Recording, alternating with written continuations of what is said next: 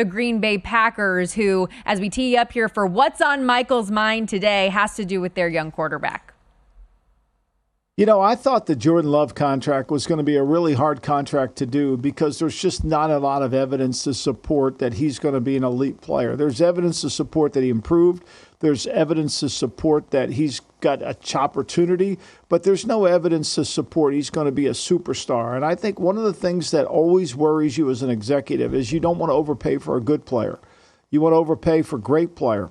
I'm not sure Jordan Love's great. I'm really not. I think he's had moments of greatness, but if we're going to make him the highest paid player in the league, my question to you, Miss Stormy, is what do you think Brock Purdy ought to get if Jordan Love got this deal?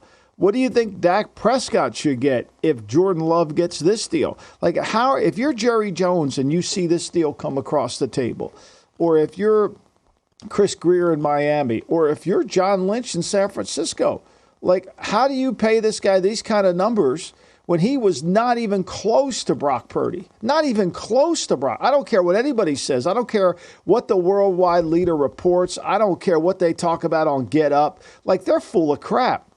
Brock Purdy is by far the better player than Jordan Love was.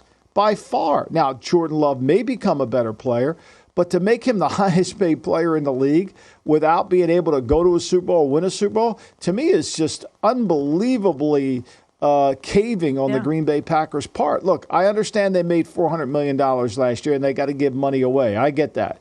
But to me, this is a little bit bold and reckless. Well, and this is why I struggle with the comments from Tua Tagovailoa, for example, saying the market is the market, right? Because sure, I understand where the top of the market is at this point, but that doesn't mean we should just be giving away this money to everybody because they are a quarterback. We do, I think, need to see more from Jordan Love. He had half of a good season. And was it great? Absolutely. You could see the growth, to your point, and they have seen him behind the scenes in the office, around the building, the way he interacts with his teammates, the offseason work he does, of course. So it's great to know that they do believe in him and are willing to buy in. But that's a lot of freaking money for a guy who hasn't really done anything yet. And you do look, I mean, Jared Goff has been to a Super Bowl and an NFC Championship game, right? And look what he's making. And Jordan Love's going to exceed that. Jordan Love's going to exceed Joe Burrow. Jordan Love's going to exceed all of these guys.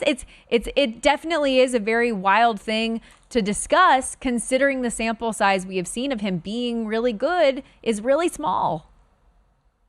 Yeah, I mean, to me, it just doesn't, like, the one thing you always want to do when you do a contract, you say to yourself is, if this doesn't go good, where's the out? It's the same thing that happened. Look, let's have a real hard conversation here about the Cleveland Browns, right?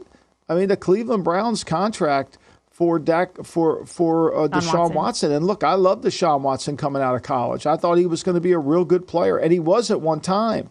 But when you look at him over the 12 games career in Cleveland, to which he's got a $63 million cap charge that's fully guaranteed this year and next year, he's averaged 6.5 yards per attempt passing. He's had 14 touchdowns, 9 interceptions. In 2020, his success ratio was 54.5. Last year, it was 38.3. That's a drop of 15 points, which is astronomical in success ratio. But here's what's even more remarkable, is Flacco in 5 games threw for 1,616 yards. In 6 games, Deshaun threw for 1,115 yards. They got to, and so, like, they can't get out of that deal. It's the same thing that's going to happen to Jordan Love if he's not the player they think he is. That's still one of the most wild storylines of all of last season for me, that Joe Flacco off the couch is more effective and efficient in your offense than Deshaun Watson. It's wild.